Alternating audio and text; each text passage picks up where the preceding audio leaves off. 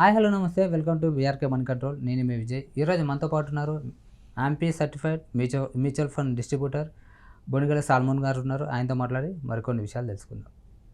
Sir నమస్తే sir. నమస్తే అండి విజయ్ గారు. సార్ ఇప్పుడు ప్రతి ఒక్కరు దేని మీద అంటే ఫోకస్ అంటే ఎవరు ఆడవాళ్ళు అంటేనే బంగారుకు మించినది ఏది లేదంటారు యాక్చువల్ చెప్పాలంటే. అంటే ఆడవాళ్ళకైనా అదే ఇష్టం, మగవాళ్ళకైనా అదే ఇష్టం, ఎవరికైనా గోల్డ్ అంటే ఇంకా ఇష్టం లేని వాళ్ళు ఉండరు. సో మరి గోల్డ్ అంటే ఏ విధంగా ఉండబోతుంది అసలు? చాలా వరకు అయితే చాలామందికి డౌట్స్ ఉన్నాయి. అంటే పెరుగుతుందేమో, ఈ మనం చూసుకుంటే 1,00,000 దాటుతుంది అని చెప్పారు గోల్డ్. సో ఏ విధంగా ఉండబోతుంది అసలు గోల్డ్? ఇప్పుడు చూడండి విజయ్ గారు, గోల్డ్ కూడా ఈక్విటీస్ లాగానే గోల్డ్ రిటర్న్స్ కూడా గ్యారంటీ ఉండవు. అయితే మన దేశంలో ప్రజలకి గోల్డ్ అంటే విపరీతమైన పిచ్చేది ఇంకా మన లేడీస్కి కానీ. రైట్. అయితే గోల్డ్ ఎప్పుడు కూడా అండి ఈక్విటీస్ అంటే స్టాక్ మార్కెట్ అనిశ్చితిగా ఉన్నప్పుడు, ఉడిదుడుకులు లోనైనప్పుడు గోల్డ్ పెరుగుతుంది, గోల్డ్ రేట్ పెరుగుతుంది. ఎందుకంటే ఇన్ఫ్లేషన్ అంటే ద్రవ్యోల్బణం ప్రతి సంవత్సరం ధరల రేట్లు పెరుగుతుంది. ఇన్ఫ్లేషన్కి హెడ్జింగ్, ఇన్ఫ్లేషన్ రక్షణ ఉండాలంటే ఈక్విటీస్ ఒకటి. ఈక్విటీస్ ఏంటి, షార్ట్ పీరియడ్లో రిస్క్ ఉంటుంది, లాంగ్ పీరియడ్లో మంచిది. గోల్డ్ ఇన్ఫ్లేషన్కి హెడ్జింగ్గా వాడతాయి. అన్ని దేశాలు కూడా గోల్డ్ రిజర్వ్స్ని ఇష్టపడతాయి. సో అందరూ ఏమనుకుంటారు, గోల్డ్ ఎప్పటికీ పెరుగుతుంది అనుకుంటారు. అవును, అది రాంగ్. గోల్డ్ ఒక్కొక్కసారి తగ్గుతుంది కూడా. ఏదైనా సంవత్సరాల్లో గోల్డ్ తగ్గిన ఏమైనా ఉన్నాయా? మీరు చూడండి, 2013 గోల్డ్ 5% నెగిటివ్ రేట్ని ఇచ్చింది 2013లో. 2014 9% నెగిటివ్ రేట్ని ఇచ్చింది. అంటే 1,00,000 పెడితే మీరు గోల్డ్ మీద 1,00,000 ఉంటే 9,000 తగ్గింది. అప్పుడు చాలా లక్కీ కావాలి కొనే వాళ్ళకి మాత్రం. 2015 6% నెగిటివ్ రేట్ని ఇచ్చింది. ఫస్ట్ నెగిటివ్ చెప్తున్నా, తర్వాత పాజిటివ్ చెప్తాను. రైట్, అర్థమైంది. 2015 కూడా నెగిటివ్. తర్వాత కోవిడ్ 2020 కదా, కోవిడ్ తర్వాత మార్కెట్స్ బాగున్నప్పుడు గోల్డ్ తగ్గుతుందండి జనరల్గా. 2021లో 6% నెగిటివ్ రేట్ ఇచ్చింది. 6%. ఓకే.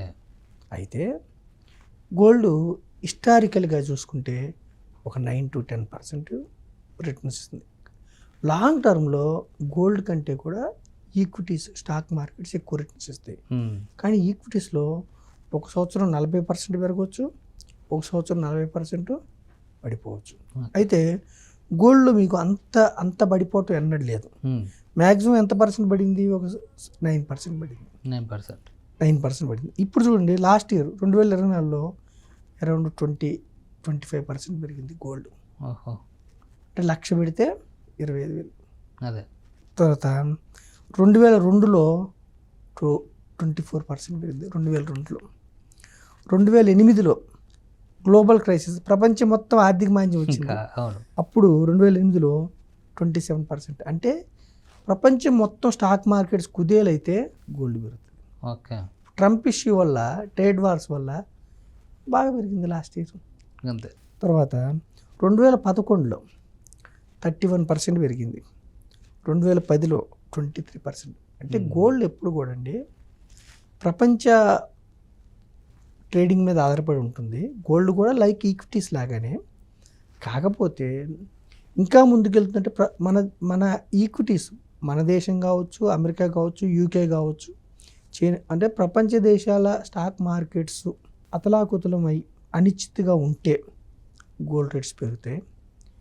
మళ్ళీ స్టేబుల్ అయినాయి అనుకోండి, గోల్డ్ రేట్స్ కుదురుకుంటాయి, తగ్గుతాయి. సో గోల్డ్ అనేది ఎప్పుడు కూడా సేఫ్ హెవెన్ లాగా ప్రజలు భావిస్తారు. హిస్టారికల్గా ఈ మధ్య బాగా పెరిగినాయి. హిస్టారికల్ రిటర్న్స్ చూస్తుంటే 9 to 10% మీకు వస్తున్నాయి.